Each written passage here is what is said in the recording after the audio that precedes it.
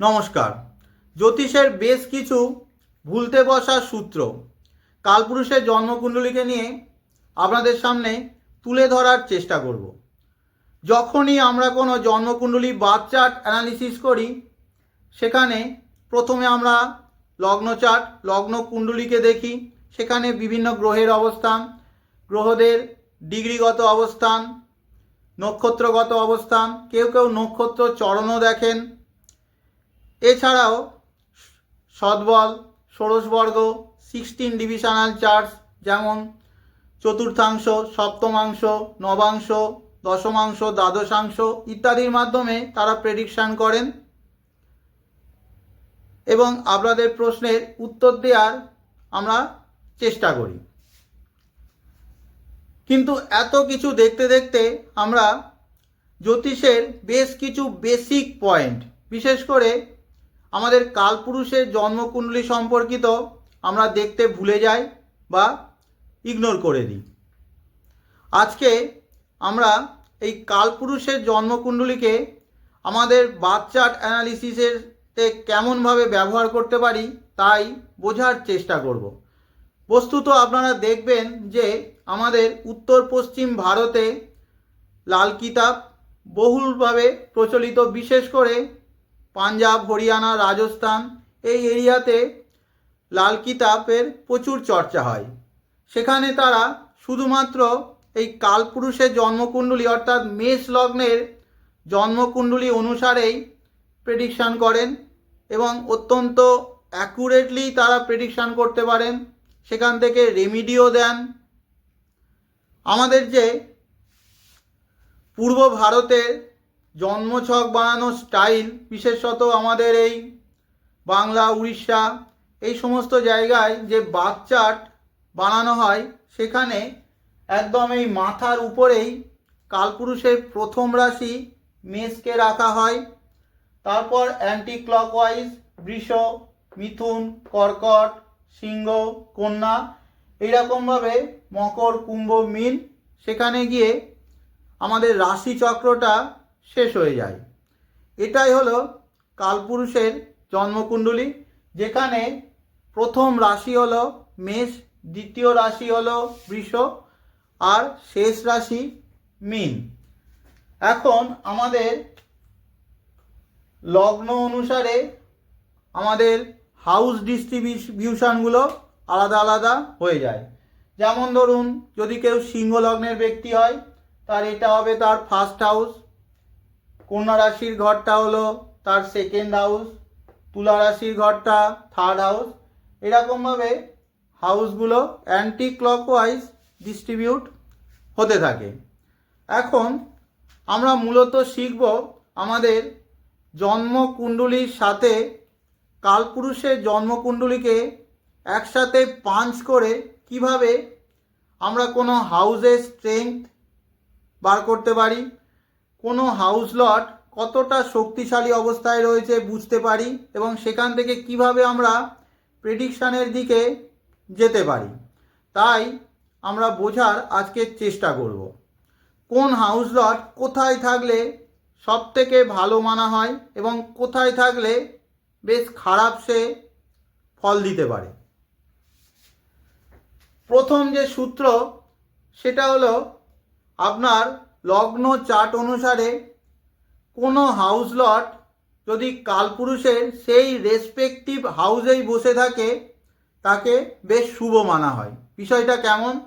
ধরলাম আপনি একজন এই সিংহ লগ্নেরই ব্যক্তি, তাহলে আপনার ফার্স্ট লট অর্থাৎ লগ্নপতি কোথায় থাকা বেশ ভালো?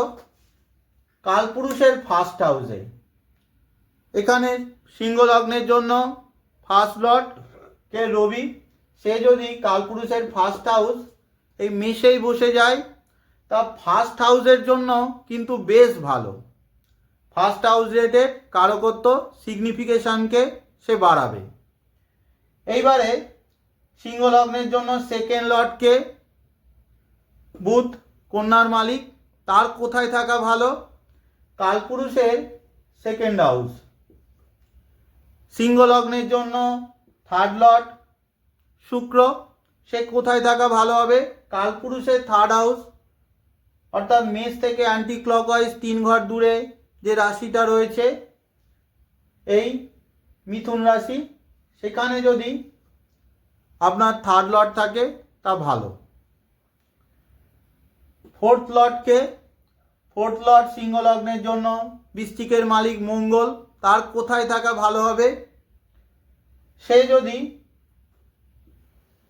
কালপুরুষের 4th হাউসে থাকে তাহলে 4th হাউস রিলেটেড সিগনিফিকেশনকে সে বাড়ানোর চেষ্টা করবে। কিন্তু আপনারা জানেন যে মঙ্গল এখানে নিচস্থ থাকে, মঙ্গল এই কর্কট রাশিতে নিচস্থ। মঙ্গল এখানে নিচস্থ থাকার জন্যে মঙ্গলের ন্যাচারাল কারকত্ব, ন্যাচারাল সিগনিফিকেশনকে সে কমাবে, কিন্তু 4th হাউসের কারকত্বকে সে বাড়াবে। এবং 9th লর্ড সে যদি নিচস্থ হয়ে যায়, তার কারকত্ব 9th হাউস রেটের কারকত্বের জন্য ভালো না, কিন্তু 4th লর্ড হিসাবে সে যদি কালপুরুষের 4th হাউসেই থেকে যায় তা 4th হাউসের জন্য ভালো। তাহলে বিষয়টা কনফিউশনের মধ্যে থাকবেন না। 4th হাউসের জন্য ভালো হলো, কিন্তু তার ন্যাচারাল কারকত্ব অনুসারে সে অশুভ ফল দিতে পারে, কিংবা 9th হাউস রিলেটেড সে কিন্তু অশুভ ফল দিতে পারে। এবারে আপনার 5th লর্ডকে সিংহ লগ্নের জন্য বৃহস্পতি, সে কোথায় থাকা ভালো হবে? কালপুরুষের 5th হাউসে, অর্থাৎ এইখানে যদি সে থাকে ভালো। ষষ্ঠপতি শনি সিংহ লগ্নের জন্য, সে যদি কালপুরুষের 6ষ্ঠ ভাব এখানে থাকে।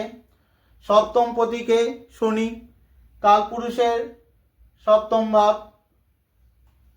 এই তুলা রাশিতে থাকা 7ম ভাব marriage life, partnership, business, daily transaction ইত্যাদির জন্য ভালো। এইবার আমি একটু লগ্নটা চেঞ্জ করে দেব, আপনাদের বুঝতে সুবিধা হবে এবং বিষয়টা পুরোপুরি আশা করি ক্লিয়ার হয়ে যাবে।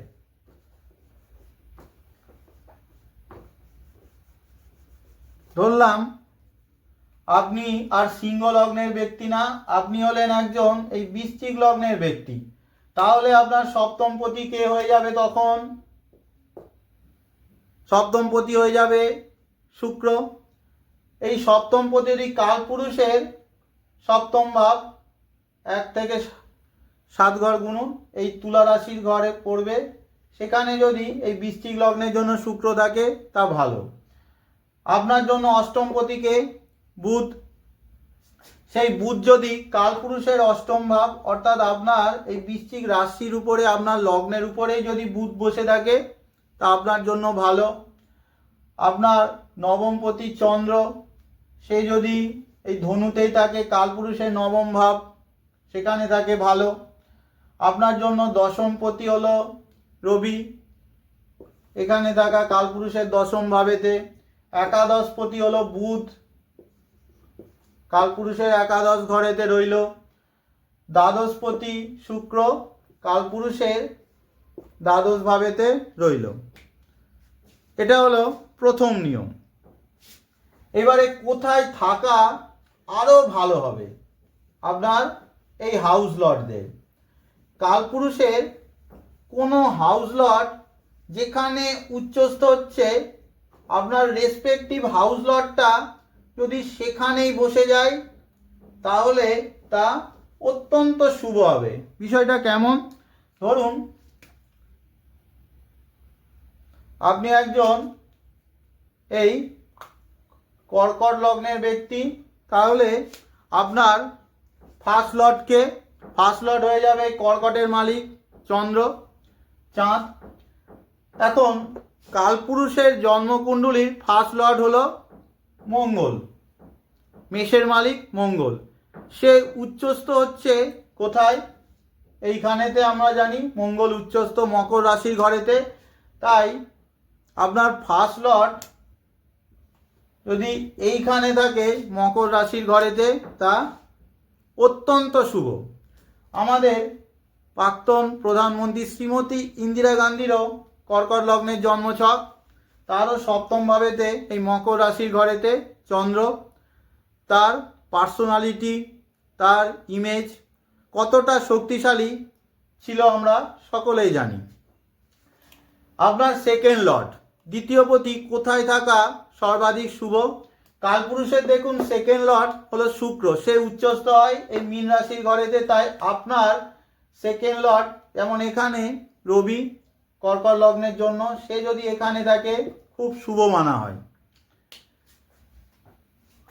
আপনার জন্য চতুর্থপতি কর্কট লগ্নের জন্য শুক্র, কালপুরুষের চতুর্থপতি চন্দ্র, সে উচ্চস্থ হয় এই বৃষ রাশির ঘরেতে।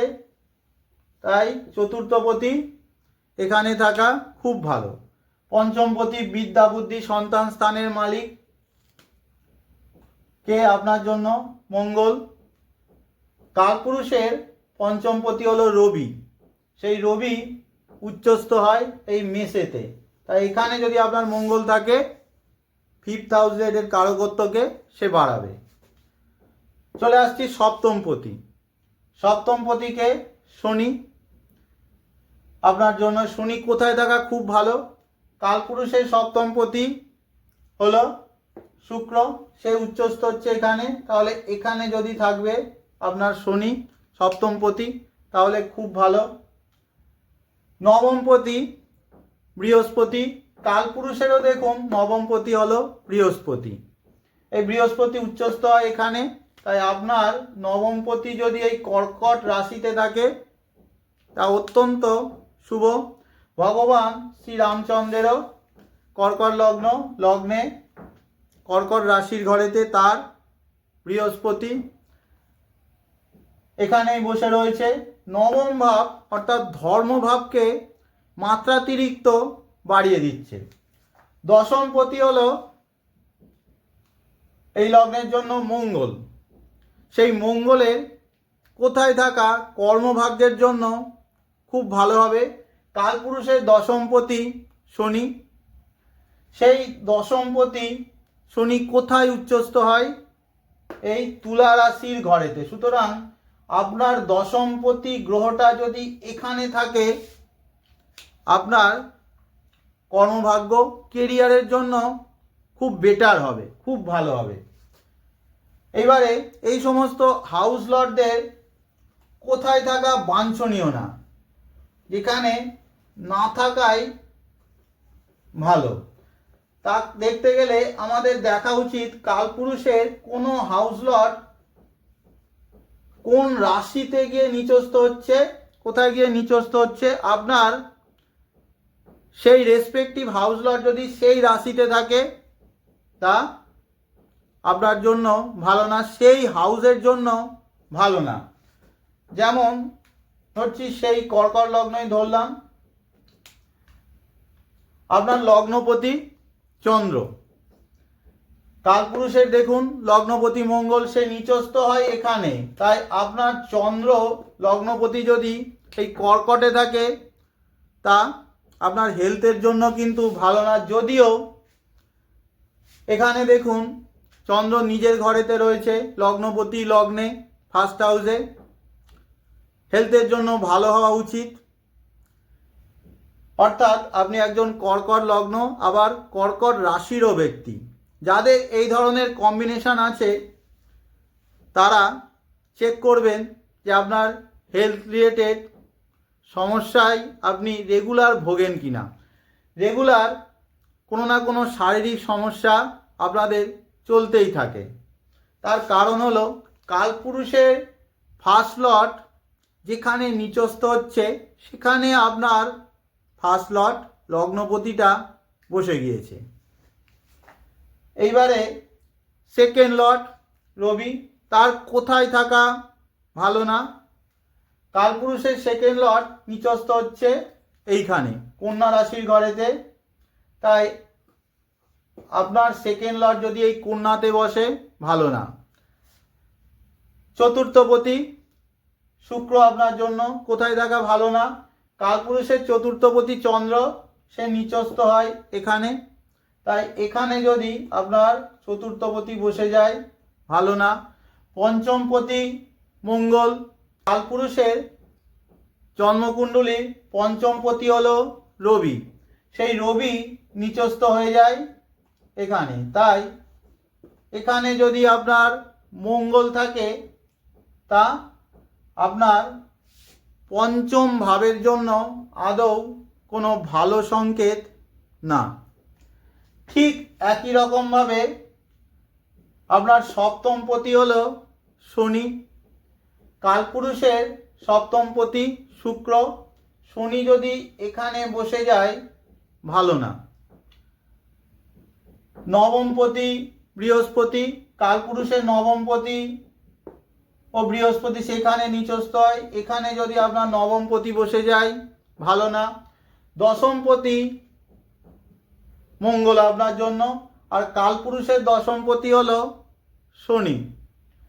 সুতরাং আপনার দশমপতি গ্রহটা যদি এখানে বসে যায় যেখানে শনি নিচস্থ হচ্ছে, তা আপনার কেরিয়ারের জন্য ভালো না। যদিও কর্কট লগ্ন হিসাবে দশমে নিজের ঘরেতে মঙ্গল, দশমপতি দশমে, মঙ্গল দশমে দিকবলীয় থাকে, তাও কিন্তু এই ব্যক্তির জীবনে কেরিয়ার লাইফে আপস অ্যান্ড ডাউন, ফ্লাকচুয়েশন, ওঠানামা, ঘন ঘন পরিবর্তন, এক জায়গায় স্থির হতে দেয় না।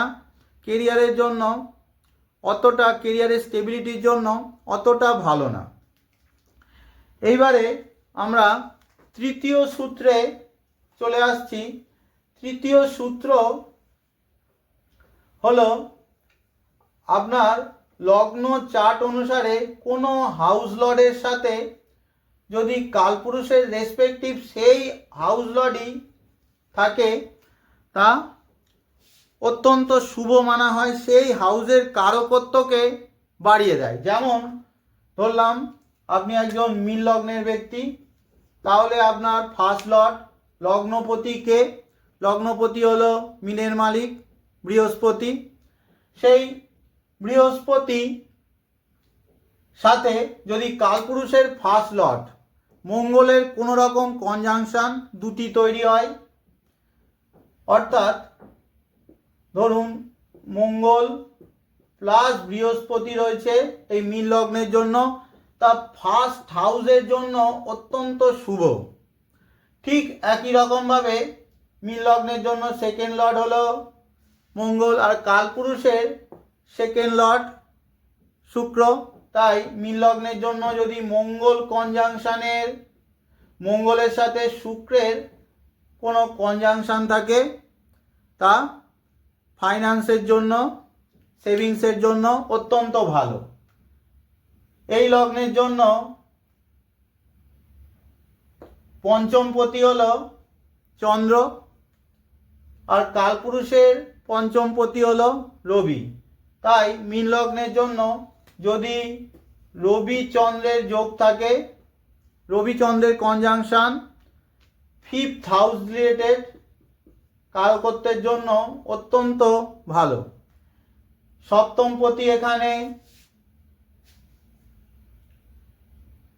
হলো বুধ, আর কালপুরুষের জন্মকুণ্ডলী অনুসারে সপ্তমপতি হলো শুক্র। তাই এই লগ্ন অনুসারে যদি বুধ শুক্রের কোনো রকম কনজাংশন থাকে, তা ম্যারেজ লাইফ, পার্টনারশিপ, বিজনেসের জন্য অত্যন্ত ভালো মানা হয়।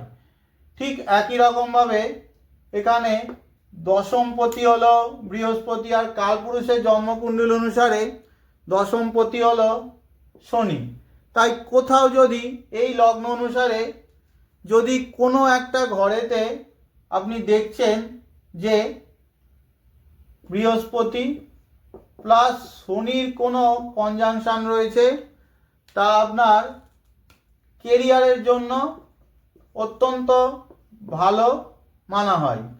যে কোনো ঘরেতেই এই কনজাংশন থাকতে পারে, কিন্তু আপনার সেই রেসপেক্টিভ হাউসের কারকত্বকে এখানে বৃদ্ধি করবে। এইবারে একটা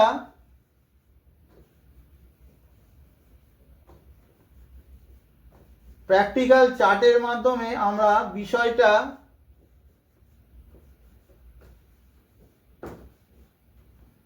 আরো ক্লিয়ারলি বোঝার চেষ্টা করব। যেমন এটা হলো একটা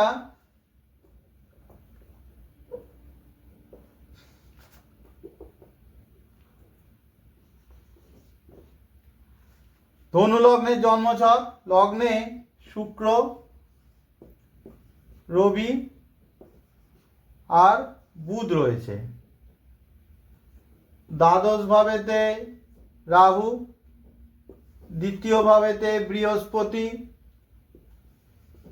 তৃতীয় ভাবেতে মঙ্গল, চতুর্থে শনি, ষষ্ঠে কেতু আর একাদশে চন্দ্র। এখানে আমরা যে নিয়মগুলো শিখলাম সেগুলোই অ্যাপ্লাই করার চেষ্টা করি।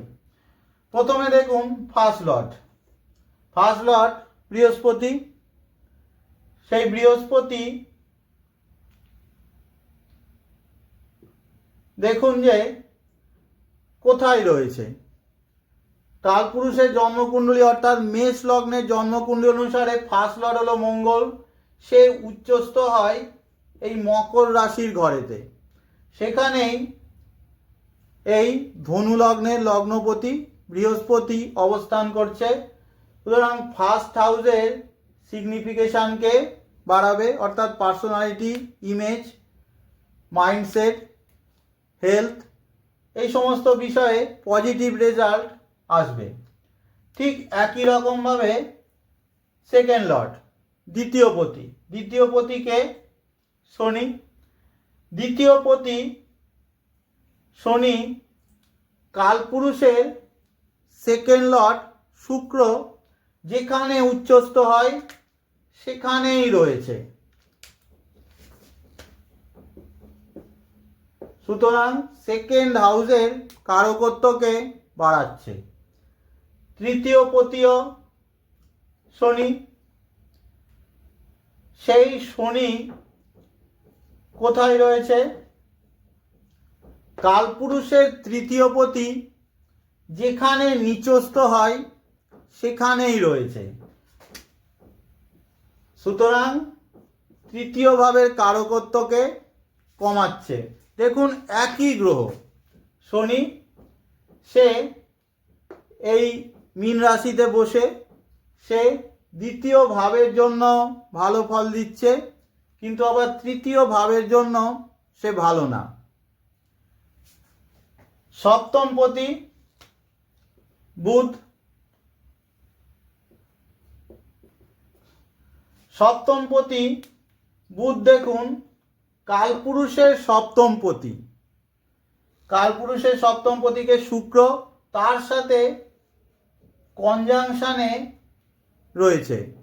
সুতরাং আমরা কি বলতে পারি? সপ্তম ভাবের কারকত্ব বাড়ছে। নবম পতি দেখুন রবি। সেই রবি কালপুরুষের যে নবম রাশি ধনুতে বসে রয়েছে, সুতরাং নবম পতিও ভালো অবস্থায় রয়েছে বলা যায়, নবম ভাবের কারকত্বকে বাড়াচ্ছে। এই চারটা স্বর্গীয় শ্রী রতন টাটার জন্মছক। কিন্তু আপনারা ব্লাইন্ডলি কোনো কিছু একবারে বলে দেবেন না। আপনি অনেক কিছু দেখে তারপরেই প্রেডিকশান করবেন এবং নিজের বিচার বুদ্ধি, উইজডমকেও কাজে লাগাবেন। যে প্রবলেমগুলো আপনাদের সামনে আসবে, যেমন ধরুন আপনি ধরলাম এখানে একজন তুলা লগ্নের ব্যক্তি, তুলা লগ্নের আমি ধরছি ফার্স্ট লর্ডই কালপুরুষের ফার্স্ট হাউসে অর্থাৎ শুক্র এখানে বসে রয়েছে, ভালো। কালপুরুষের ফার্স্ট হাউসেই বসে রয়েছে, এখানে মঙ্গল বসে গেল ধরলাম, অর্থাৎ কালপুরুষের ফার্স্ট লর্ডের সাথেই আপনার ফার্স্ট লর্ড কনজাংশনে রয়েছে। তাহলে ফার্স্ট হাউস রিলেটেড ভালো ফল আশা করা যায়। কিন্তু এখানে এটা যদি কোনো রকমভাবে পীড়িত না থাকে ওভারঅল ভালো হবে। কিন্তু এখানে ধরুন শনি চলে এলো, নিচস্থ শনি এখানে, ফলে আপনার এই শুক্রকে দুটো ম্যালিফিক গ্রহ শনি মঙ্গল একসাথে পীড়িত করে দিল। শনি মঙ্গলের বীজযোগের মাঝখানে শুক্র ফেসে গেল। শুক্র আপনার লগ্নপতি, ফলে ফার্স্ট হাউস আপনার ভীষণভাবে ড্যামেজ হয়ে গেল। হেলথ রিলেটেড ভীষণ সমস্যায় আপনি ভুগতে পারেন। তাহলে আজকের মতো এখানেই শেষ করলাম। আপনাদের সকলকে ধন্যবাদ।